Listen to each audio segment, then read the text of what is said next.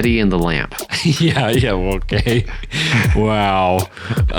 We wow people with our storytelling to just like lose them in the titles. The 11th hour. I'm just like the Genie movie. I like it. Teddy and the Genie. Yeah. Teddy and the Lamp. Guys, have you seen Teddy and the Genie movie? Yeah. Her name is Basma.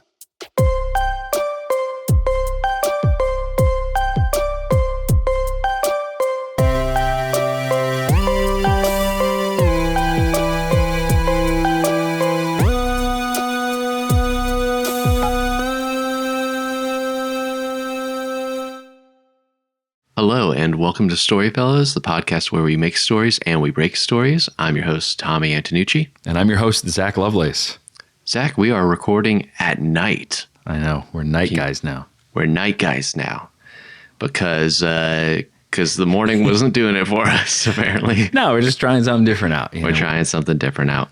But it's cool. It's refreshing. It feels like the days behind me. It's just, they're both nice in their own way, but I'm excited about tonight, man. We are behind the audience doesn't know this, but StoryFellas is moving and shaking, making big strides, and we're in the past. But as you're listening to this, there was a lot of work that was done to get this to your ears. Oh yeah, and that a lot of that happened today. So yeah, Tommy's been a machine. I'm a machine. The machine. The machine. How is the machine doing though? I'm terrible. No, I'm doing great.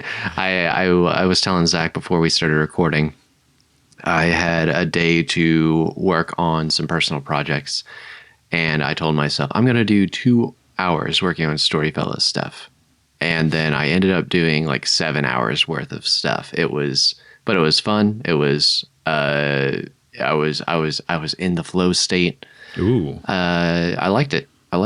It's either the no state or the flow state. Yeah, it's one or the other for me, man. I live in the no state, dude. I live in the no state. I don't even visit the flow state. I'm just permanently in the no state. Nah, not for me. What is that hat you're wearing? It is a Patagonia hat. Check that out. Well, that's the smallest text I've ever seen. Yeah. Pretty cool. But no, I found this thrifting. And it's my good winter hat. It has some nice like ear coverage. I go for a run outside. I went for a run today and I wore it. And I just wanted to keep wearing it, man. Nice. Great story. That's our show, folks. Thanks for tuning in. That was it. You're always finding the good thrifting deals.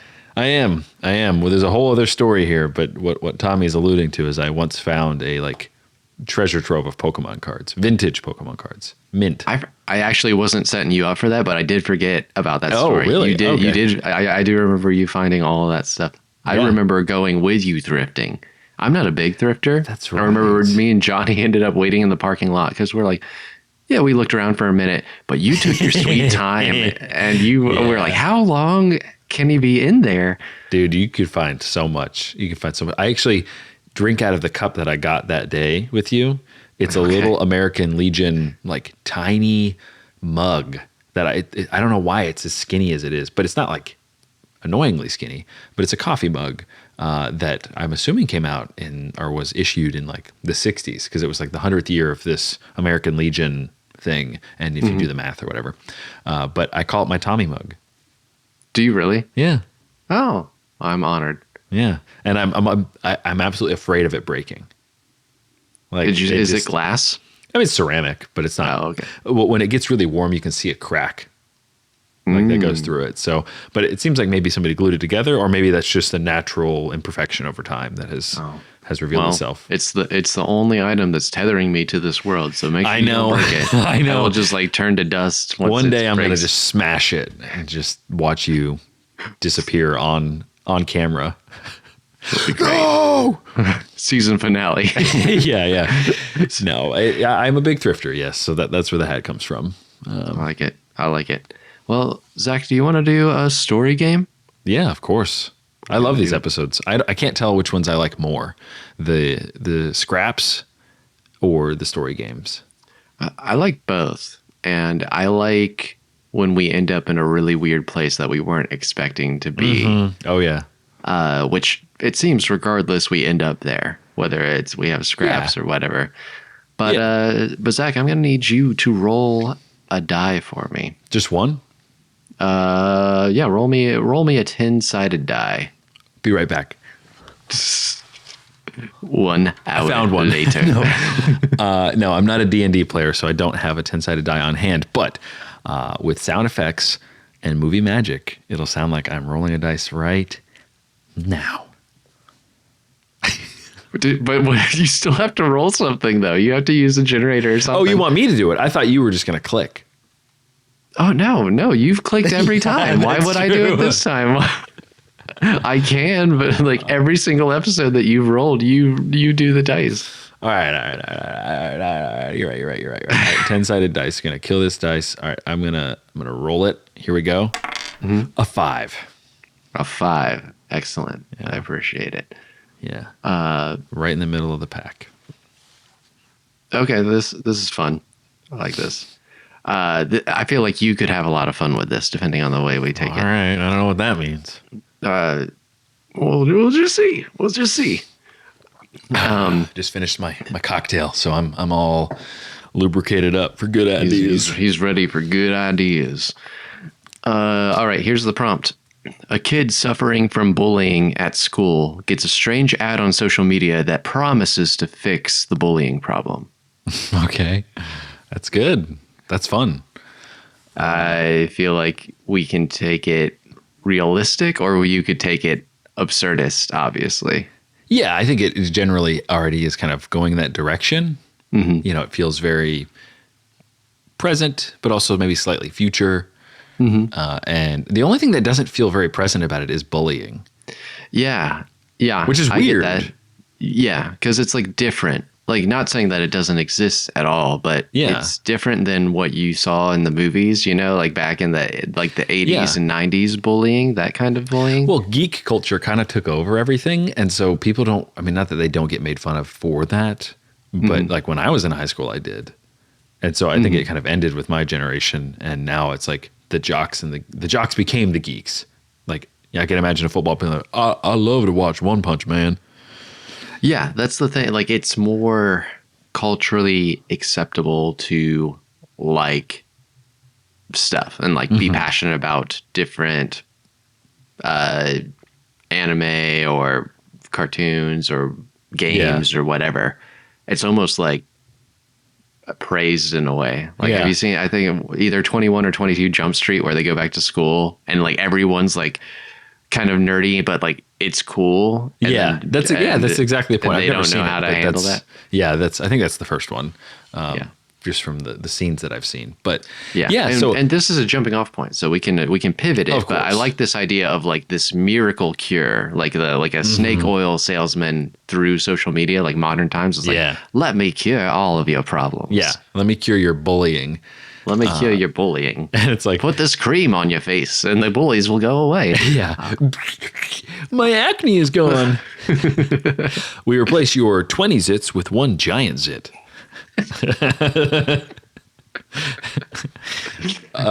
He's just like, his face is engulfed. It's like, hide it under this top hat. Don't worry, people won't make fun of you. Anyway, but so let's explore this a little bit. I think the big thing is bullying. Like, bullied for what? That'll kind of crack open what we're looking at character wise.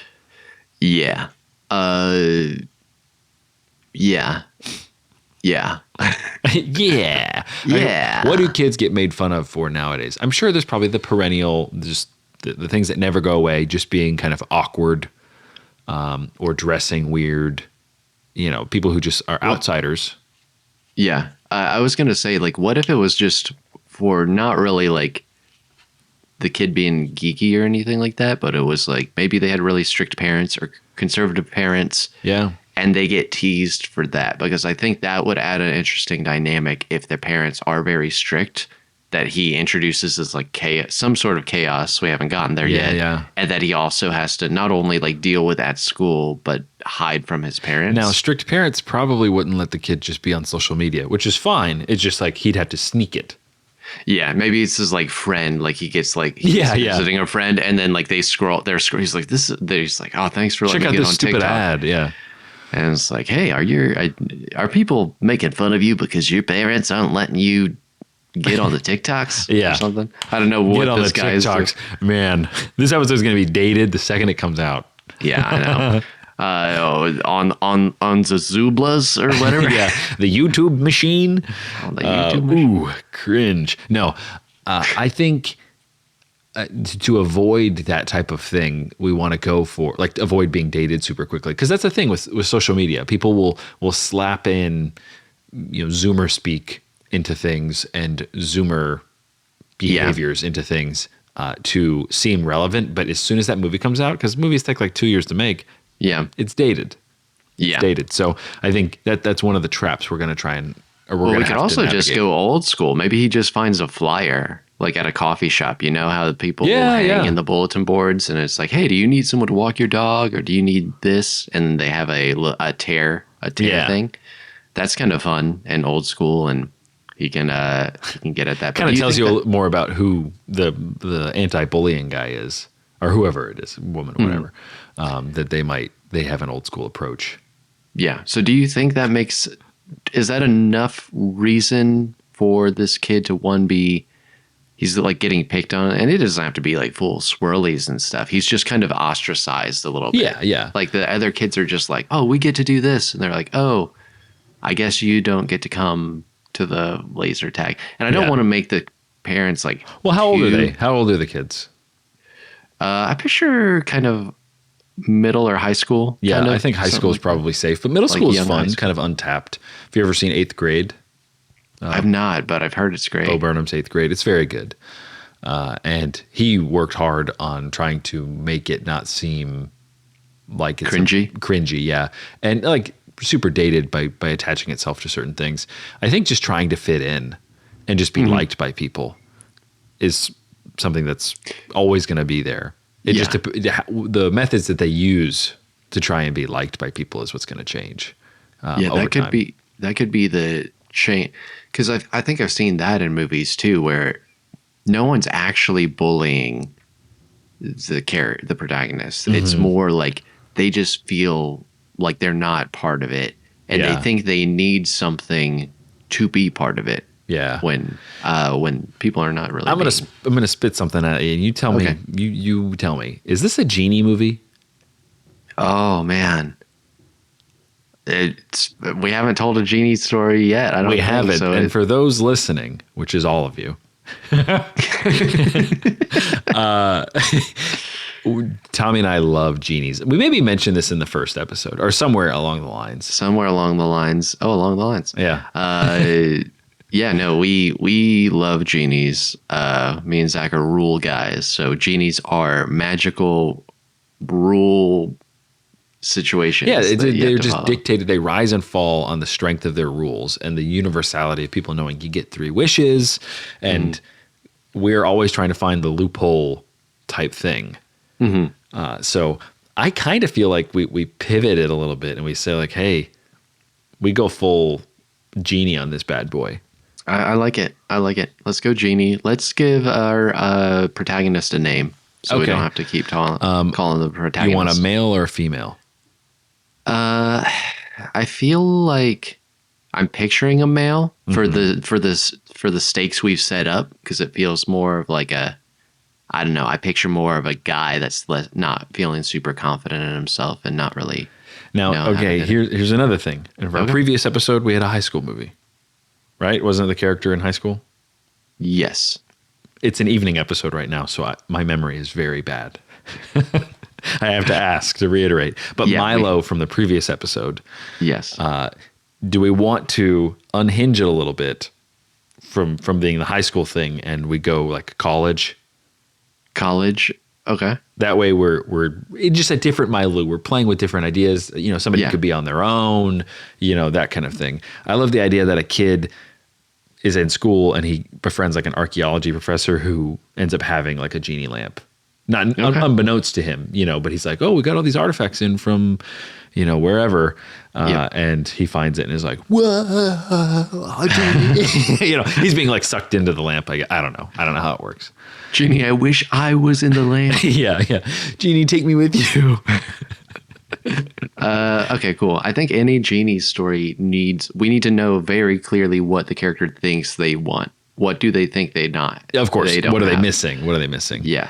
I think romantic love is a very interesting. Well, it's very played out, but it's very easy to imagine a story where it's like, I want this girl to love me, and the whole idea is like, oh well, I can't make her love you, so he's got to kind of come alongside him and help him. I think that could be good though. And I think that's one of the bigger motivating things. Like it's money or love. Well, And especially in college, we can tell basically in a spin of Aladdin, but it's in college and it's a comedy. Yeah. And I think that's funny. Like it's not like too out of left field, but I think we could have a lot of fun. Because who's telling genie stories anyway besides us? Nobody. This is where, listener, you're gonna find. This is the Genie HQ. Okay, Genie HQ. There's nowhere else you're gonna find genies. All right. Yeah.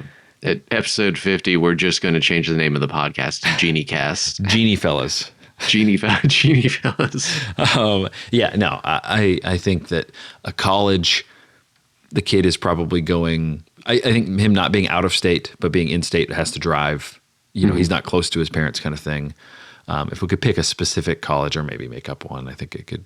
You know, based on a real college. Like, is our main character intelligent? I know we're still working on the name, but if he's friends with his archaeologist professor, then I think he is intelligent. But okay, that's true. Intelligent because I don't think like some dude is just going to be like hanging out with like, hey man, tell me about these rocks. Oh man, it's pretty cool to me. It seems pretty cool, man. Whoa. So maybe we have this guy, he likes archaeology. He has an eccentric archaeologist professor that he's like befriends, which I think is telling in a lot of movies. If you've got students that they're better friends with their professors than with their peers, then it kind of shows that they're like, oh, they don't know how to connect with their peers. That's funny because I was literally just talking to somebody from high school about why I was better friends with our cross country coach, who was only like 5 or 6 years older than us, but still better friends with him than I was with my peers. So, I think, and yeah, it's not saying you're weird. I think it's a sign of maturity. It's like saying, no, you're weird, Zach. Yeah, this podcast is over. You're weird. No, actually, that gave me an idea. Not the weird thing. What if he's a college athlete? Okay. And the whole thing is like they're at a school that sucks, but he got like a semi full ride to wherever, Dakota State or something. And he's. Do you want to do like a mainstream sport like football, or do you want to do like something like track and field? I think track and field or something like that. Track and field's cool. I think cool. He's at this point. I mean, he's a little more jockey than he is nerdy, which is fine. I mean, it doesn't mean he's not intelligent, but just kind of leaning into the blended culture that we're in now. That. I would even think it'd be kind of cool if he did something like shot put. He's like can you get a full ride to college with shot put? I mean, I'm sure somebody does. I didn't. So he's a beefy boy. Yeah, he's doing shot put because that's not like. Yeah, but I feel like he could be like he has this kind of barbarian nature. He's I want to throw this thing, but also he likes one of the girls on the track team. And he's just like a bigger guy. he's like, she too fast. yeah. Wish fast. Catch her. Me hit her with ball. Yeah. No, I like the idea that he's just like he's overweight, but that's like part of his like sport. But he could just be kind of awkward. Is his thing. And so we have a romantic thing in there. We also have like, hey, I want to beat like their school could be bad. And so, I like the idea of a small school. Like I feel like you don't see that a lot in movies. Like a small, like, I don't know, a couple thousand people school or something. Kind of like Community. Yeah. But like more than a community college. Like there's real universities that are just not big. They're just kind of small. Oh yeah. There's only a few people. I mean, it could be a private college too. It doesn't have to be, like a state college or anything. So he could be going because his parents wanted him to go here. And it's like, oh, his dad was this superstar shot putter or discus thrower or something. That's just interesting. It's dynamic. You don't see it every day. It also has a lot to do with physics. So I can see him being like intelligent. I already, what immediately comes to my mind is something has to be like he has to shot put the lamp to Yeah, I thought about that too. Yeah, he's like, or discus the lamp into a volcano or something. Can we pepper in some more characters? Because feel like that will help us. Yeah, let's get this guy Figure named. out what- Though. Let's get this guy named. We need just a name. Teddy. Teddy's cool. I was gonna make a joke about Teddy Roosevelt, but then I just said Teddy, and I was like, Teddy. Yeah, Ted. Teddy's Ted, like a doughy guy name too. It's like Teddy Bear. He's a big teddy bear. He's a big muscular teddy bear. Yeah, and he's. I think Ted. Well, yeah, Teddy. Yeah, because Ted's the actual teddy bear show and movie and everything. So, or Theo. You could go with Theo because Theodore's what Ted is short for. Is it really? Yeah, Theodore Roosevelt. Teddy Roosevelt. Oh well, yeah. Well, you know what? obviously. It's funny because there's the extreme of, and I'm a Tommy, so I'm like the same thing. Oh, yeah. There's like Teddy Roosevelt, and there's Theodore Roosevelt, but you never hear just Ted Roosevelt. Yeah. Like, I don't know. It feels weird. I voted for Ted Roosevelt. Who? Ted. Yeah. Okay, so we've got Teddy, or do you want to go Theo? I think Teddy's fine. Yeah. Okay, it's all of it. It's all like people. Maybe his professor calls him Theo. It's like, now Theo. Yeah. Now Theo. Let me tell you something. He's about old. His Theo." professor's old. I imagine Yeah. he's just like some like middle-aged guy who doesn't have kids, but is cool. The professor, anyway. Yeah. Is he friends with him at this point? If he's doing the No, I'm trying I to think pin you'd down have this to. character. I don't want to do like an alarm clock movie where you like start the movie with seeing the main character's routine or whatever. Mm-hmm. I'd rather just pick up with him, maybe practicing for shot put in the morning, like early in the morning. Mm-hmm. We see him, and then he goes to class, and the first class that you see him in is just that class, Archaeology 101 or 201 or whatever it is. And yeah. What if the lamp is in the professor's like in glass or something? Like it's like he has some like artifacts, like it's because it needs an excuse that it wouldn't get touched often. And then I feel like Teddy somehow, maybe after hours, no one's there, or something, like somehow he breaks the glass open accidentally. Oh yeah, for sure. And then he goes to pick it up, and he's like, "Oh!" And it just whoosh. Yeah. Out Oh, we comes- need to talk about the genie too, because that's like a whole character that we need to flesh out. Oh yeah, the genie is that's the interest. I mean, that's like Robin Williams, dude. It's way more interesting than Aladdin or anybody. Yeah, that's the one thing of genie movies. Or we make it the opposite, where like the genie is incredibly boring, or we push it into a different genre, and it's like genies are actually really scary. What if the genie was small, like smaller than him? Like he's like this big, like 6'5" Yeah, guy and broad and a little round. And then what if the genie was like Kevin Hart or something? okay, yeah. Like small. Like, 10,000 years in this lamp. That was okay. That was okay, Kevin Hart. I mean, that's But- more. I'm doing the Robin Williams like 10,000 years gives you such a crack in the neck. yeah, I feel like something where the genie can like be, and I think they do this. They do this a little in the first Aladdin. They do this a little more in Will Smith's Aladdin.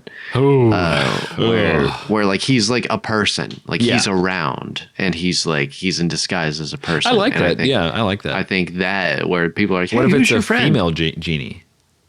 Oh, that's fun. Yeah. I feel like I almost never see a female genie. I know, besides, man. Like, I I'm dream just- of genie. Thinking of all the crazy ideas tonight. Okay. No, I like that because it's a little Weird Science. Have you ever seen Weird Science? that sounds really familiar. John Hughes movie in the 80s where they make like the perfect woman.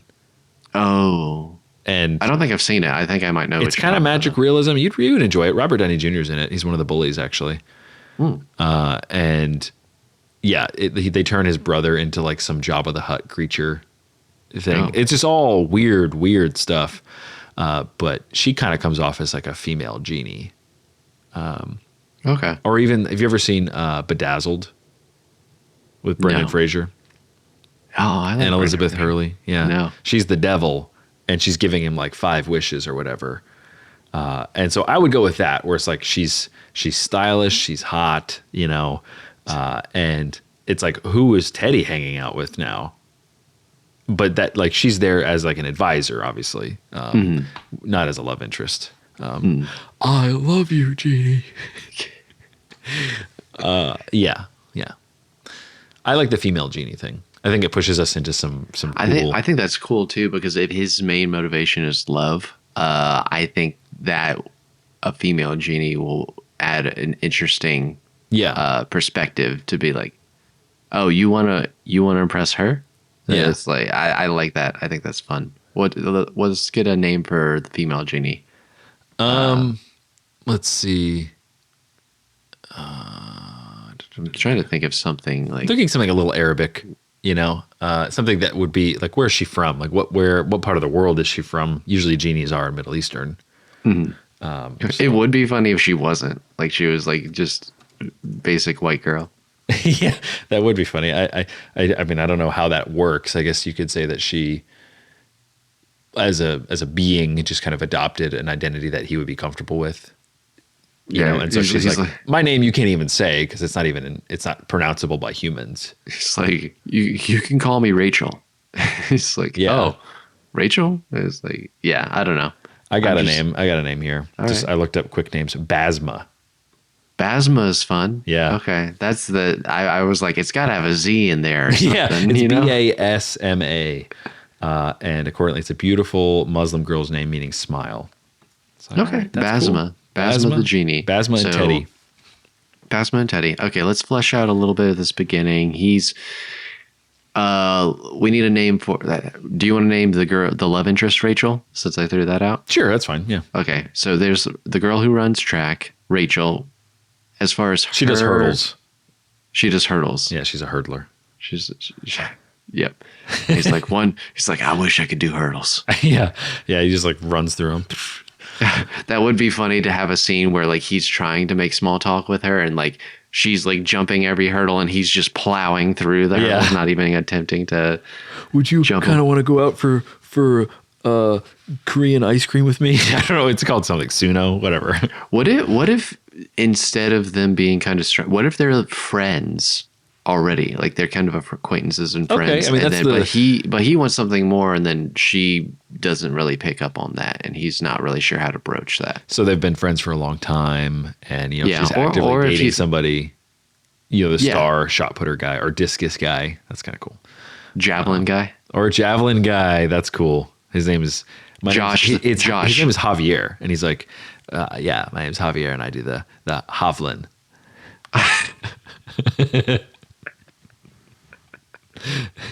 I do the javelin. Oh, okay. That's the only, like, he's clearly American. Like, he doesn't have it. That's the only thing he pronounces weird. Oh, the javelin. Oh, you mean the javelin? The javelin. I throw the javelin. I'm trying out for the Olympic team. You said Javier? Yeah. Okay. Yeah, Javier. So we got Teddy, Rachel, Javier, and Basma. Yeah. Okay. Yeah, I think maybe he's just, I don't know. I think that's kind of fun to explore rather than him. Yeah.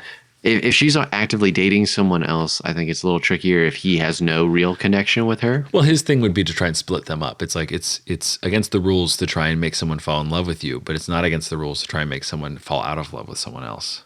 Yeah, I like that. Okay. Okay, so maybe they're acquaintances. Like they see each other on the field. They've exchanged. Yeah, they're teammates. They're clearly teammates. So they go on the road and get demolished by bigger schools together. Mm-hmm. That kind of thing. He has to hit someone in the head with a shot put. He has to. He has to. And there's like, because he's caught off guard by something Rachel says, and then he like throws. Or Basma says something or whatever, and he's just like, whoa. And it like kills them, and he has to use his last wish on bringing them back to life. I feel like that's an interesting. Anyway. I'm getting ahead of myself. He fully kills. He's like, he's dead. He kills the professor. The professor's like finally, or his mom finally came to see him. She drove upstate, which feels a little like, what was that movie about the small kid? Simon Birch. He is on the baseball team, like local rec baseball team or whatever, and he finally hits a home run, and the ball goes up in the air, and it comes down and hits this woman in the head and kills her. And it's like his best friend's mom. Is that like, I know I just rocked your world, dude. I just rocked your world. All the There's a 90s lot. kids. There's a lot happening in this movie that you're describing to me. Yeah, I mean, it's a little like big fishy, kind of tall tale, like this bigger than life character of Simon Birch. Anyway, I'm just saying it has a little bit of that vibe to it. So, but no, I think we have to just clearly drill down into what it is that he thinks he wants, and then at the end, what he has to sacrifice to get what he needs. So I think he needs to let go of Rachel. He's like tried this whole time to get her to love him. And at the end realizes like he's got to give it up. And then maybe some minor character from another school, some other shot put girl or something like that, like, comes up to him, or a girl from his archaeology class. Okay. I like that. I like that idea. It's like maybe she's like assistant to the professor. Oh, like a TA? Yeah, kind of like TA. So a few years older than him, or just like, that's, yeah. Because like, what does he go into school for? I'm assuming like he's obviously got a full ride or enough of a ride scholarship to go. Yeah, maybe not a TA. Maybe they're peers. They're in like the same class, but she loves archaeology and he doesn't know. Yeah, it's just a credit class for him. So that gives her an avenue to help him. Yes. Down the road when he's like, "What do I do?" And she's like, "Well, here's the rules of genies, and here's the things you need to be thinking about." Yeah, there's a lot of like lead ladies in this. Yeah, I mean, it's cool. It's fun. I think it's interesting. It's cool. I It's like really Teddy is like not that big of a deal. Yeah. It feels Well, that's like. why we have to like really think of what it is he wants. If he wants Rachel, his friend, that's cool.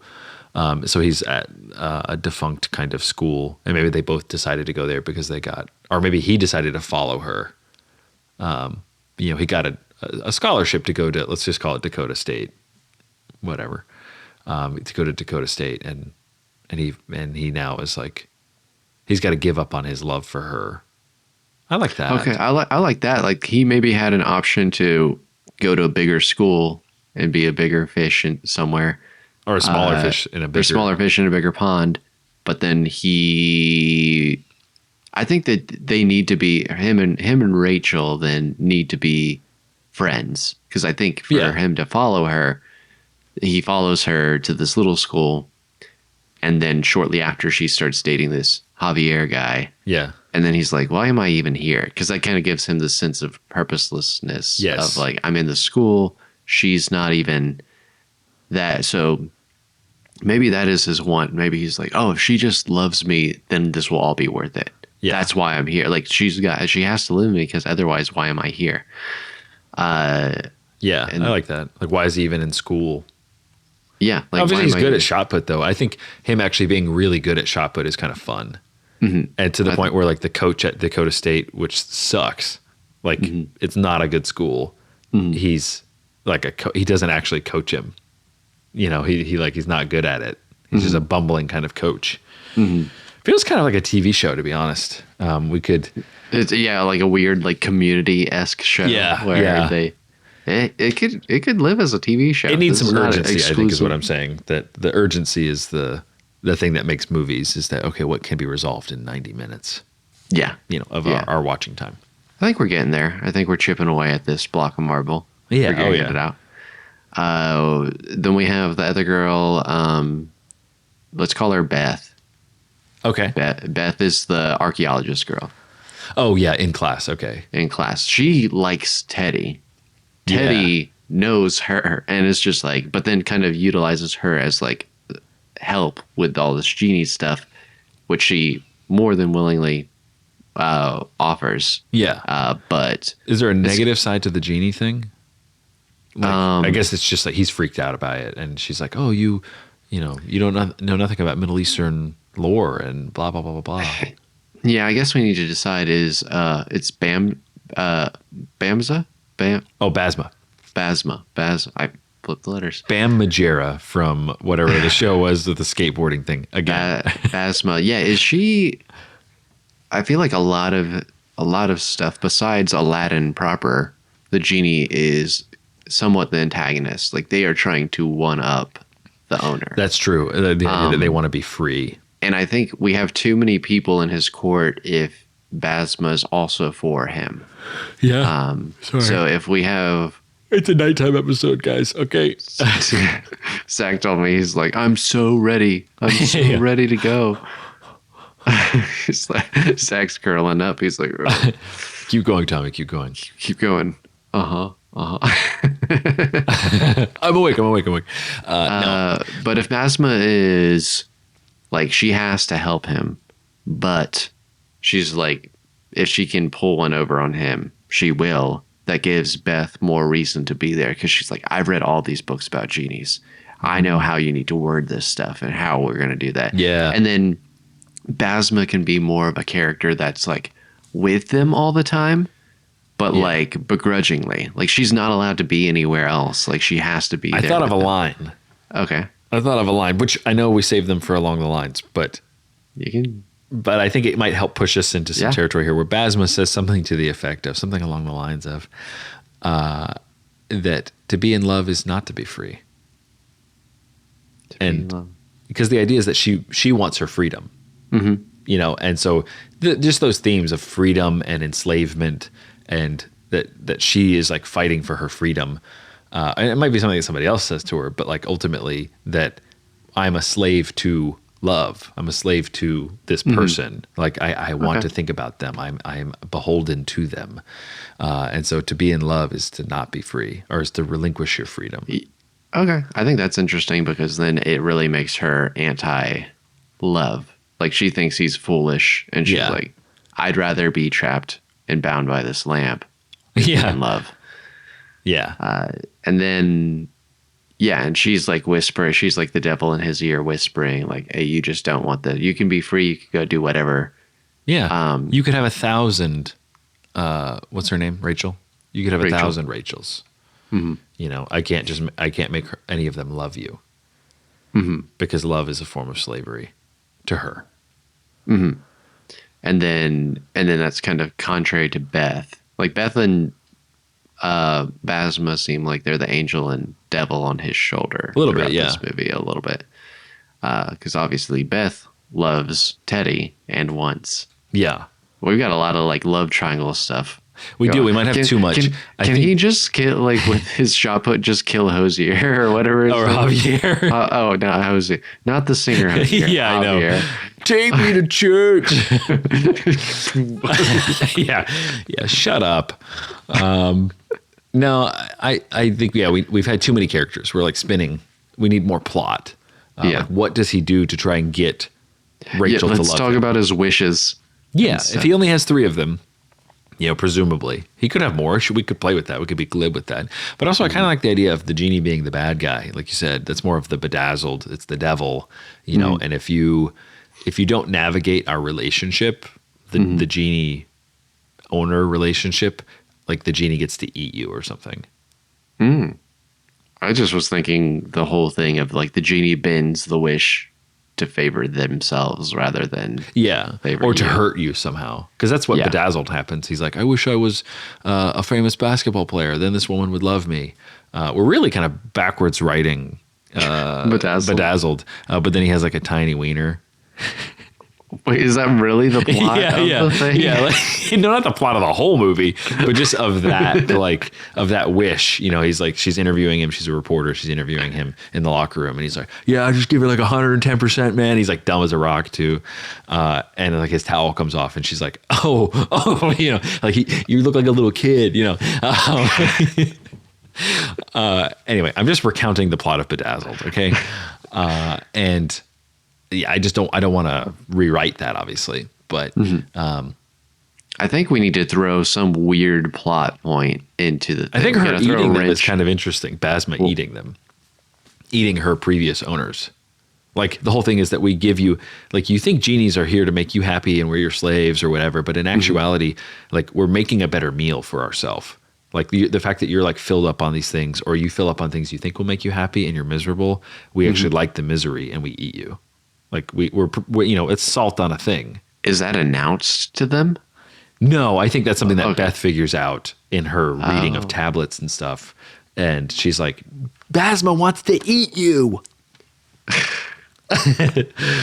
I think that's interesting because it's like we are doing our own little spin on the genie thing. Okay, I think that's interesting because it gives us another avenue to play that Basma is, I don't know, very charming, fun and flirty with Teddy. It's like, I'm your best friend. Hey, I'm going to help you out. And then Beth, maybe they make a wish or two, and Beth is like suspicious and then like finds out or like goes, I don't know, does research, overhears Basma, something like that. And then there's like a confrontation between them. Yes. Yes. And she has to destroy the lamp or something like that. I think the lamp being an interesting thing as well, that it should be like in a skull or something like that. Like something, indicative of the fact that there's really death to be had there. Yeah, because that also gives Beth an avenue to do research on a very specific. It's like genies don't normally come out of skulls, and then Beth was like writes it off. It's like, oh, it's fine. Some of us do, and then like finds research, and it's like, oh wait, these skull genies like eat the owner after the third wish. I think that's interesting. I think as well because the theme could then be like getting what you want actually makes you unhappy. Mm-hmm. Well, I think that's the theme of every genie. That's true. Yeah. But this just actually like kind of does that little hook in there, which is that getting what you want makes you unhappy, which is actually priming you for this demonic being, which is going to eat you. It's like it makes you scared because it actually wants to eat you. I've got an idea. Okay. All right, go. I've got an idea because I'm trying to think of like how would Beth solve this with that, because like she's not going to overhear the genie talking about stuff to another genie. Stop yawning, Zach. That was a real yawn. I just wanted to make it like a funny one. Anyway, I had this idea because from the start I was thinking, I was like, oh, it'd be really funny if Teddy had a pothead friend. Like Teddy's not a pothead, but his friend is, and he finds the lamp one night when Teddy's out. Oh, and he cranks through his wishes. And he just cranks through the wishes. And then like Beth comes in, and then the monster like eats and devours. Oh, is it a bong? What? Is the lamp a bong? I wasn't thinking that. No, I just think it's funny. Just like I could see that being, I'm looking for an iconic thing. This is what's on the poster. Okay. Like whatever the lamp is. Maybe the lamp becomes something, like it takes the form of something that you hold dear. So like for the pothead guy, it's like, whatever. Anyway, I'm thinking lore. It's fine. Yeah. I think I'm sure he keeps it. I just think that's a funny scene of like, let's say Teddy's on his second wish. And I know we haven't defined him, but like he's out and he left it under his mattress or something while he's out on the Beth town enjoying the second wish. And then she's maybe doing research and she's skeptical and she's like, I think I gotta go talk to this Basma. Yeah. And like before she gets there, like his roommate is just like looking around. He's like, I'm sure Teddy's got some chips or something around here. And then like he finds this lamp and he's like, whoa. And then Basma comes out and he's like, do you have any chips? She's like, you'd have to wish for chips. He's like, I wish I had chips. And like they appear. Yeah, that's and cool. Like and then you just have this short scene and she's like, oh, okay. And then like cause she's eager because she's like, this guy's gonna blow through these wishes real quick. Yeah. And then Beth like kind of comes in right as that's all happening. Oh, okay. So she sees him get eaten. She sees him get eaten by Basma. And I don't know if Basma sees that Beth saw, or if it's more Beth is like, maybe because then she could do the whole manipulation thing. Like she just doesn't want you to be with Rachel. She's got a little puppy dog crush on you. Yeah. But blah, blah, blah, blah, blah, she's just jealous. And he's like, you're just jealous. And, he says it like, just like she did. Yeah. It's like Venom almost, where it's like the symbiote takes over a little bit. Yeah. I think that's good. I like that scene a lot. I like that contrast of just, and then, he's hurtful toward her. And she's sad and also embarrassed because, like, the genie's telling him all these things that are true. Like, he does have a puppy dog. She does have a puppy dog. Totally. But she's just revealing it in a way that, like, belittles her. And it's not aligned with what he wants, but maybe what he needs. I got the ending, though. The ending of the whole thing? Yeah. I want to hear it because I'm curious, how do we reconcile? How does he not use his last wish? He How does shot use puts it into the freaking ocean. in Dakota State at Dakota Yeah, State? yeah. They're an Near the island coast? school. They're an island school.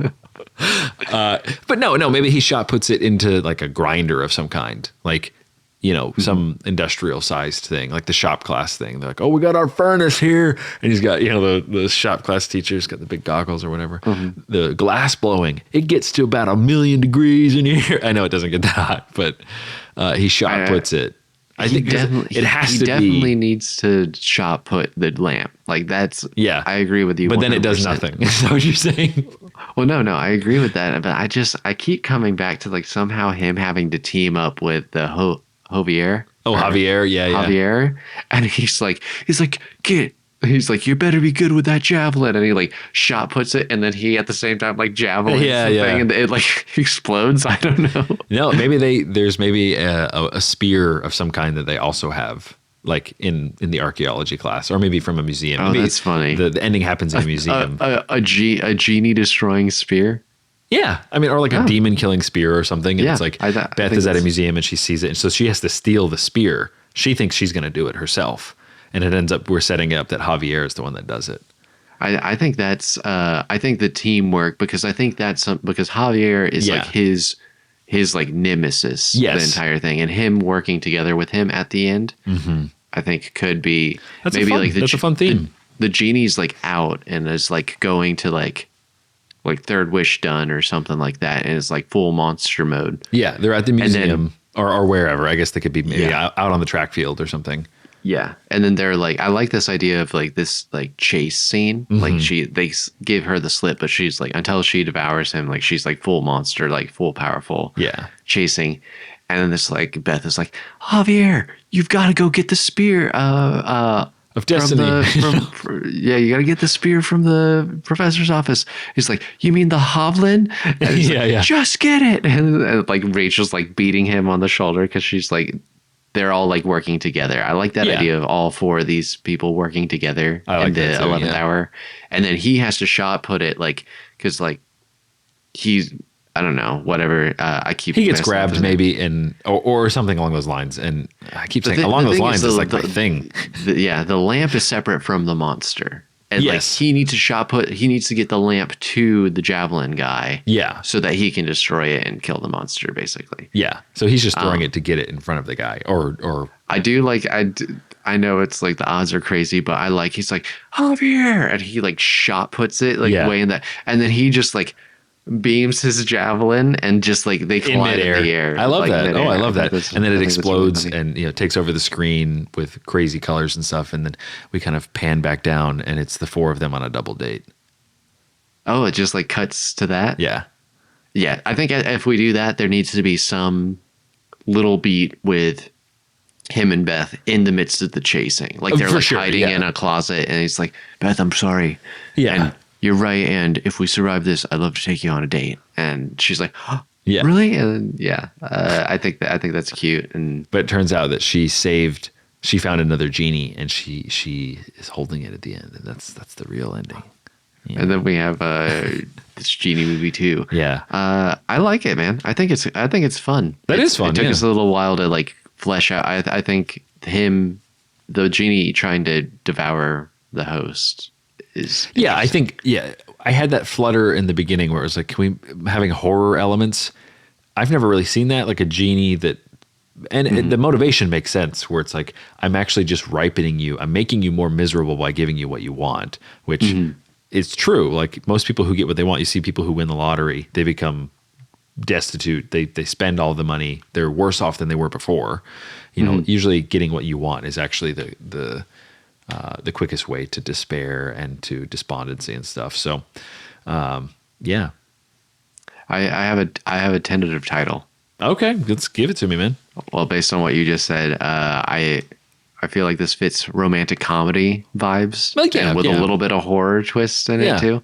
But real Shaun of the Dead tone. Yeah. One idea I had was The Things We Want. Okay. Wow, man. Is that a movie already? The Games We Play. Oh, you're right. You really like those types of titles. Yeah, apparently I do. What's wrong with me? Yeah. I think it could be something like wants, Or- desires, and wishes. That feels too formal. Like that feels Yeah. too wants, desires, and wishes. Yeah. I feel like it's a little too on Wishes, the nose. wants, and desires. It seems like something that it would be a book that it was based on. You know, like it seems like a novel type of title. Teddy and the Lamp. Yeah. Okay. Wow. We wow people with our storytelling to just like lose them in the the titles. 11th hour. I'm just like the Genie movie. I like it. Teddy and the Genie. Yeah. Teddy and the Lamp. Guys, have you seen Teddy and the Genie movie? Yeah. Her name is Basma. I like the name Basma a lot. Basma is really good. It could be the title. Like her name could be the title. But something to with think if there's love is something- nice because love and desires. I think that's actually, or maybe love and desire. Like, but wishes. Having something wish tells you it's a Genie movie. So I think wish has to be in there because each character has different things. It's like Teddy has his wishes, and you know Beth has her desire for Teddy, and then you know Javier and whatnot. They have their wants. They have things that are. It's just a gradient, and it's just a fun way to say I like that title. My vote. 50% of the vote right now is for wants, wishes, and desires. I like it. I think it's fun. I think it's a wacky movie that you could put a lot of weird stuff in. I imagine a lot of funny scenarios. I think the pothead friend who The burns roommate through his who wishes. gets eaten and you don't even realize it. Like, nope, the whole school doesn't care. It happens really quickly. You know, nobody really knows. He just disappears. He never came went to his class. Yeah. Do you have any along the lines for this? I had the one earlier about Basma kind of hinting at her darker side where she's like, love is just slavery. Mhm. Freedom is being able to eat people. You know, that's her line.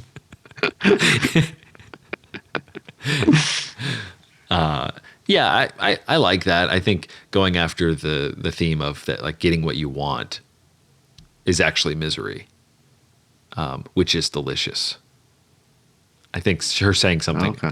a Basma line is really what I'm reaching for. But she's like, getting what you want is the fast track to misery. Okay. I like it. Well, I think I worked we the are- track thing in there, you know, track and field. the track.